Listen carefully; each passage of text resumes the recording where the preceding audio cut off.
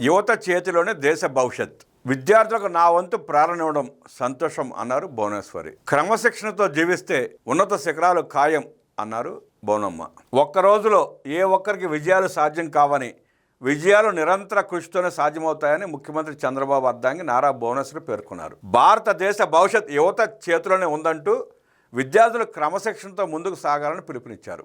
కుప్పం పర్యటనలో భాగంగా కుప్పం పిఎస్ వైద్య కళాశాల ఆడిటోరియంలో విద్యార్థులతో నారా భువనేశ్వరి సమావేశమయ్యారు. విద్యార్థుల క్రీడలను వీక్షించి క్విజ్ పోటీలలో విద్యార్థులను పలు ప్రశ్నలు అడిగారు. ఈ సందర్భంగా విద్యార్థులను ఉద్దేశించి మాట్లాడుతూ, విద్యార్థులతో కలిసి క్విజ్లో పాల్గొనడం ఆనందంగా ఉంది. యువత చేతిలోనే మన దేశ భవిష్యత్తు ఉంది. మీరంతా ఎంచుకున్న రంగంలో ప్రతిభ కనబరిచి ఉన్నత స్థానాలకు చేరుకోవాలి. ఎంతోమంది విద్యార్థులను కలుస్తూ వారి లక్ష్య సాధనకు నా వంతుగా ప్రేరణ కలిగించడం నాకు సంతోషంగా ఉంది. లక్ష్యంతో ముందుకెళ్తే teacher, engineer, doctor, business man, police, IAS, IPS ఏదైనా సాధించవచ్చు.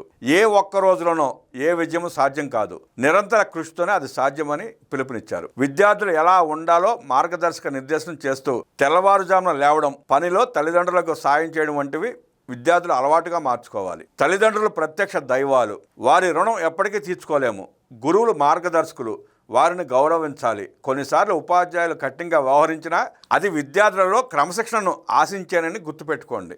క్రమశిక్షణతో జీవిస్తేనే ఉన్నత శిఖరాలు చేరుకోగలం. నేను చెన్నైలోని చర్చ్ పార్క్ ప్రజెంటేషన్ కాన్వెంట్లో చదివాను. విద్యార్థి దశ నుంచి క్రమశిక్షణ అలవర్చుకోవడం వల్లే ఎంచుకున్న రంగంలో విజయాలు సాధించగలిగాను. ప్రతి ఒక్కరిని మెప్పించాల్సిన అవసరం లేదు. లక్ష్య సాధనలో ముందుకు వెళ్లడంపైనే దృష్టి పెట్టాలి. అంది వచ్చిన అవకాశాలను యువత సద్వినియోగం చేసుకోవాలి.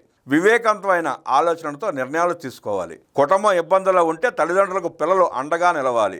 నాకు ఎదురైన ఇబ్బందులను అవకాశాలుగా మార్చుకుని ఎదిగాను. తరగతి గది మొదలు వ్యాపారం వరకు ఎక్కడైనా సరే సందేహాలు వస్తే భయపడకుండా అడిగి నివృత్తి చేసుకోవాలి. హెరిటేజ్ సంస్థ నిర్వహణలో నాకు వచ్చే సందేహాలను అడిగేందుకు ఏమాత్రం వెనకాడను. తప్పులు జరగడం సహజం. దాన్ని సరిదిద్దుకుని మరోసారి జరగకుండా చూసుకోవడమే ఉత్తమ మార్గం. మంచి వ్యక్తులతో స్నేహం మన ఉన్నతికి దోహదపడుతుంది. మంచి పుస్తకాలు చదవడం అలవాటు చేసుకోవాలి. మొబైల్, ట్యాబ్లను అవసరమైనంత మేరకే ఉపయోగించండి.